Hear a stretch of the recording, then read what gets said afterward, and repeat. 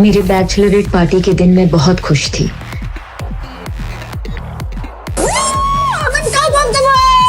तो एक सेलिब्रेशन तो बनता है बेटा। पर शादी के एक दिन पहले मेरे साथ ऐसा घिनौना हादसा हुआ जिसे बताने में भी मुझे शर्म आती है।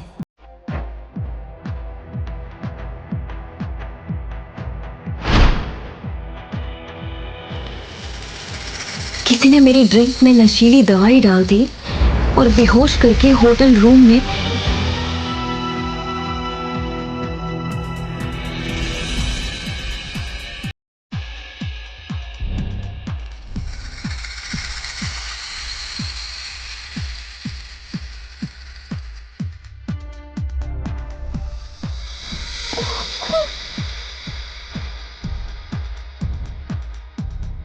मैं ऋषि के साथ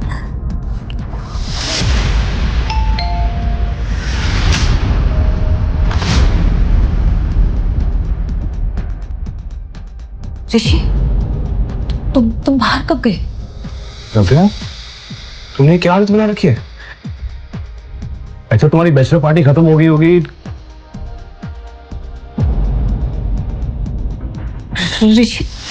ऋषि मेरी बात सुनो। अपनी जुबान से मेरा नाम भी मत लेना। ये बिस्तर, ये कपड़े, ये टाई और दारू के नशे में तुम्हारी सारी असलियत सामने आ गई।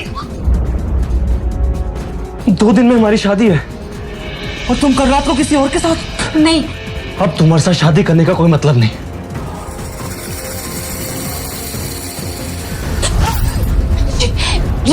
ऋषि मेरी बात सुनो। ऋषि प्लीज मेरी बात सुनो।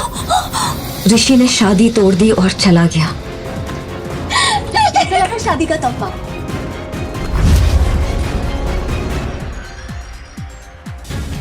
पर दूल्हा बदल गया। जो ड्रिंक मैंने कल रात पी थी उसमें नशीली दवाई उसी ने मिलाई थी। इतना बड़ा धोखा किया मेरे साथ कनिका। क्यों? क्योंकि मुझे ऋषि की साली नहीं, घर वाली बनना है।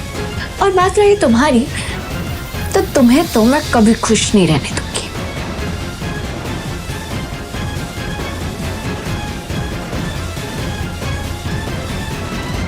शर्म, मुझे शर्म आती है तुझे अपनी बेटी कहते हुए। पापा, ये सब कुछ कनिका ने किया है। कनिका ने मुझे फंसाया। मैंने कुछ अभी के अभी निकल जाओ इस घर से। सेना परिवार से तुम्हारा कोई रिश्ता नहीं।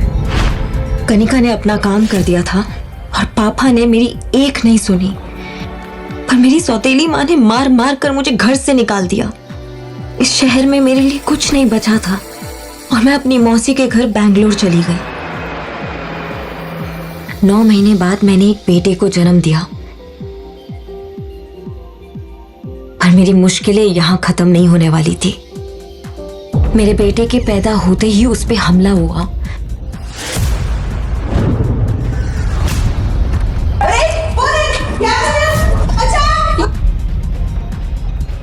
पर मौसी ने उसे बचा लिया। कौन था वो आदमी, आपको पता चला?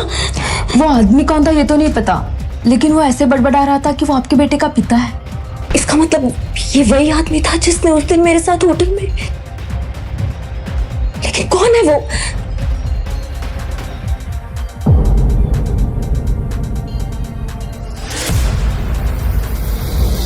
धीरे धीरे समय बीतता गया और मेरा बेटा आरफ मेरी जान बन गया। मैंने उसे ही अपनी दुनिया मानकर फिर से एक नई शुरुआत की। मैं अपने अतीत को भुला चुकी थी और आरफ पर इसका साया भी पड़ने देना नहीं चाहती थी। मैंने एक एंटरटेनमेंट कंपनी में जॉब शुरू कर दी। तभी एक दिन मम्मा जल्दी आओ। आरफ पापा मिल गए। देखो हम दोनों के हाथों में सेम ही निशान है। आरफ तुम। मैंने उस आदमी का चेहरा देखा और मैं जैसे खोई गई। उसकी आंखों को देखकर ऐसा लग रहा था कि जैसे उसका और मेरा कोई पुराना रिश्ता था। मम्मा यही मेरे पापा है ना? पापा को घर लेके जा रहे हैं। आरफ ये क्या बोल रहे हो तुम? तुम्हारे पापा नहीं है क्या? हमारे मैनेजर वहां आए और डांटते हुए बोले, आरफ को बाहर लेके जाओ, हमारी कंपनी की सीईओ अविनाश आहूजा। आरफ प्लीज, वो तुम्हारे पापा नहीं है। Hello. Navya, come to my cabin right now. Yes sir, yes God. Aaraf, तुम मेरे केबिन में बैठो, मैं आती हूँ। वो तुम्हारा बेटा था? क्या तुमने बोला था उसको ये सब करने के लिए? मुझे तो पता भी नहीं था क्या पाने में है, और सच बताऊं तो मैंने इससे पहले आपको कभी देखा भी नहीं है। देखो, मैं आरव को नाराज नहीं करना चाहता। क्या हम परसों डिनर पर चल सकते हैं?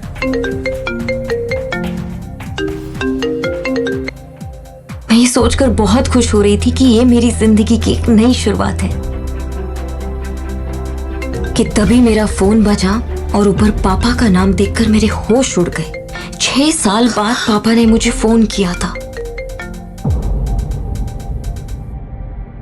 पापा वो बहुत बीमार थे और बस आखिरी बार मुझे देखना चाहते थे।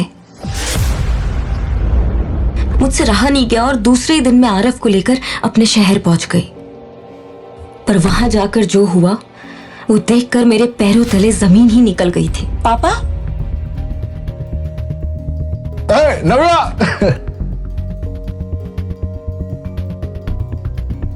आपने तो कहा था आपकी तबीयत खराब है। अरे मैंने मजाक किया था। तुम्हारी सौतेली बहन कनिका की एंगेजमेंट है, इसलिए तुम्हें बुलाया। तो उसके साथ साथ तुम्हारे लिए भी एक तोहफा है, हैं? आओ आओ आओ, कौन? बैठो, हैव समथिंग। मैं 1 मिनट में आया। आज कनिका की एंगेजमेंट थी, पर जब मैंने उसके दूल्हे का चेहरा देखा तो मेरे होश ही उड़ गए। वो मेरे मंगेतर ऋषि से शादी कर रही थी। आखिरकार उसने ऋषि को फंसा लिया था। तभी कनिका ऋषि के साथ मेरे नजदीक आई और बोली, तुम्हें शर्म नहीं है? हमारी एंगेजमेंट में अपने इस नाजायज बच्ची को लेकर आई हो। खबरदार कनिका, अगर मेरे आरफ के बारे में कुछ भी कहा तो वो नाजायज नहीं है। नाजायज नहीं तो किसी राजा महाराजा का खून है। मैंने तुमसे कहा था ना, मुझे उस रात का कुछ याद नहीं है। मुझे नहीं पता उस रात क्या हुआ था। मुझे किसी ने फंसाया था। तुम बोल तो ऐसे रही हो जैसे तुमसे ज्यादा पवित्र लड़की इस पूरी दुनिया में नहीं है। पता है ऋषि, मैंने सुना है कि बैंगलोर में अपना खुद का घर खरीदा है। अब सोचो कितने अमीर लड़के को फंसाया होगा इसने। नव्या, मैं तुम्हारी जिंदगी सुधारने की कोशिश कर रहा हूं और तुम्हारे तेवर के कभी नहीं होते। मैंने तुम्हारे रिश्ते की बात की है, तुमसे किसी को मिलवाना है। चलो आओ। मिस्टर अहलूवालिया,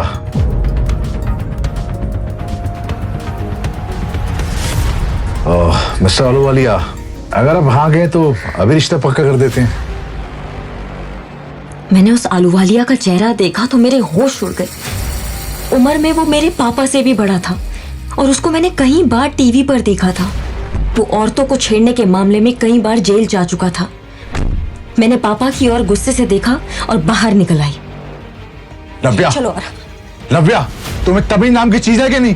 कितना बुरा लगा होगा मिस्टर अहलूवालिया को। पापा, वो इंसान नहीं, वो राक्षस है। कितनी औरतों ने उस पर केस किया, फिर भी मुझे नरक में डाल रहे हैं। अरे वो पैसे वाले हैं और पैसे वाले को सब माफ होता है। तुम्हें उससे शादी करनी है बस, और बदले में। पापा बोलते बोलते रुक गए, पर मुझे उन पर शक हुआ। बदले में क्या पापा? बदले में तुम्हें अपनी माँ की केमिकल फैक्ट्री ऋषि के नाम करनी होगी, तभी कनिका की उससे शादी हो पाएगी। गॉड, बिल्कुल भी नहीं। वो फैक्ट्री किसी के नाम नहीं होगी मेरे जीते जी, और मैं इस बुड्ढे आलू वाले से कभी शादी नहीं करूंगी। जो ड्रिंक पापा ने मुझे ऑफर की थी उसमें नशे की गोली थी, जिसकी वजह से मैं बेहोश हो गई। क्या हुआ? मेरी आंख खुली तो मैं अस्पताल में थी और आरफ मेरे साथ नहीं था। आरफ? आरफ?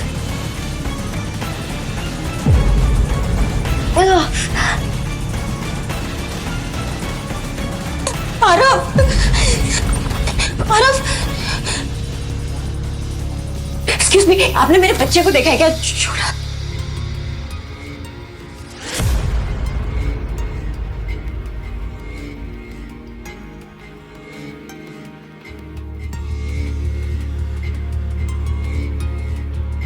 लेटर पढ़कर जैसे मेरी दुनिया ही खत्म हो गई। वो लेटर मेरे पापा ने छोड़ा था और उसमें लिखा था, तुम्हारा नाजायज बेटा हमारे कब्जे में है। अगर उसकी सलामती चाहती हो तो शादी के पेपर्स पर साइन करके हमारे घर आ जाओ।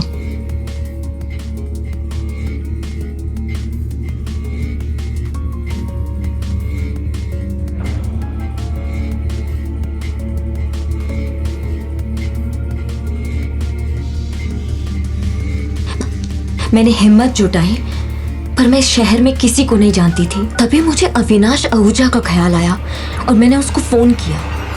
हेलो हेलो, मैं नव्या बोल रही हूँ अविनाश जी, मुझे आपकी हेल्प की जरूरत है। मेरे बच्चे आरव, उसको किसने किडनैप कर लिया है, प्लीज मेरी हेल्प कीजिए, प्लीज प्लीज। नव्या, नव्या तुम बिल्कुल चिंता मत करो, और वो कुछ नहीं होगा। मैं अभी फ्लाइट लेकर रात तक वहां पहुंचता हूँ। Hello hello. मेरी आखिरी उम्मीद अविनाश भी इस वक्त इस शहर में नहीं था, पर मुझे किसी भी हाल में मेरे बेटे आरव को बचाना था।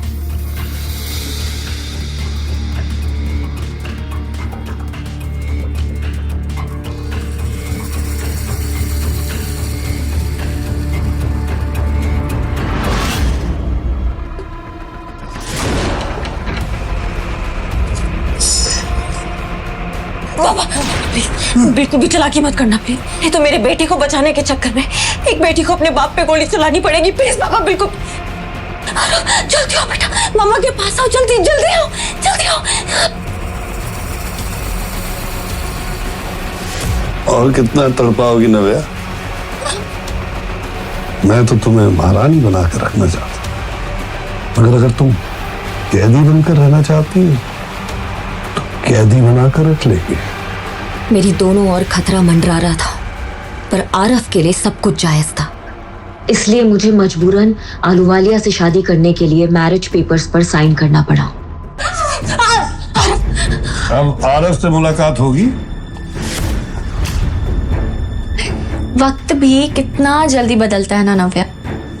6 साल पहले तुम ऋषि के साथ थी और अब देखो तुम आलूवालिया के साथ। वैसे आलूवालिया की दूसरी बीवी कहाँ गई, किसी को कुछ नहीं पता। तुम जरा बच के रहना ना नव्या। तुम भी जरा बच के रहना करने का, क्योंकि ऋषि तुमसे शादी कर रहा है मेरी प्रॉपर्टी के लिए। कहीं उसको प्रॉपर्टी मिलने के बाद वो तुमको ना छोड़ दे। खबरदार नव्या, अगर ऋषि के खिलाफ एक शब्द भी बोला तो। इसका तुम्हें अपने बच्चे की जान की चिंता नहीं है, इसलिए इतना नाटक कर रही हो? मेरी बात ध्यान से सुन लो, आलू वाले से शादी करने में ही हम सबकी भलाई है। चलो।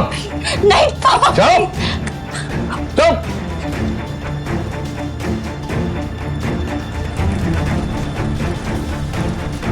सब लोग मेरी बर्बादी का तमाशा देख रहे थे और कनिका ऋषि का हाथ पकड़े हंस रही थी।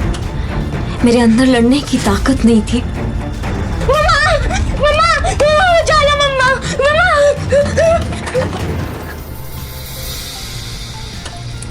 शादी के फेरे लेते हुए बस मुझे आलूवालिया की हवस भरी आंखें दिखाई दे रही थी।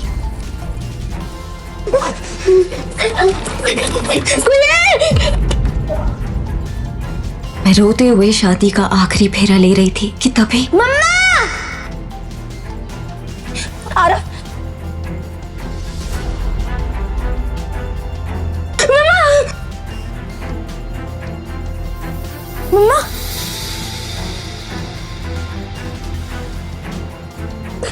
तू ठीक है ना?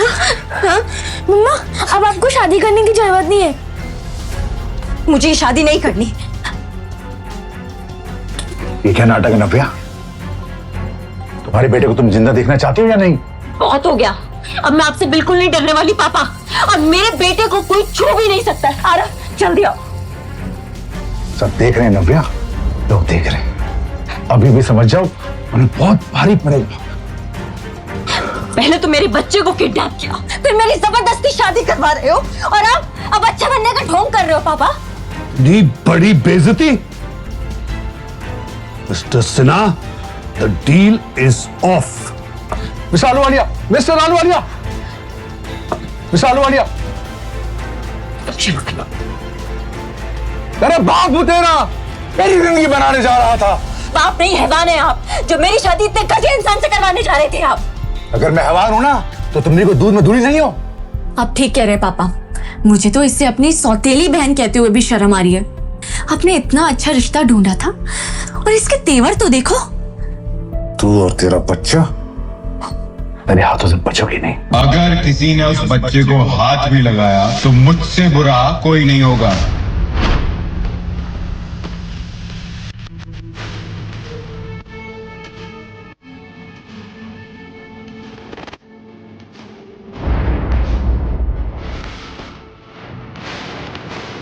मुझे अविनाश में एक सहारा दिखता था और मैं उसके गले से लिपट गई। और तभी मुझे एक जानी पहचानी सी खुशबू आई। ये उसका स्पेशल परफ्यूम है। पर जैसे मुझे इस खुशबू के बारे में याद आया, मेरे पैरों तले से जमीन ही निकल गई। ये खुशबू बिल्कुल वैसी ही थी।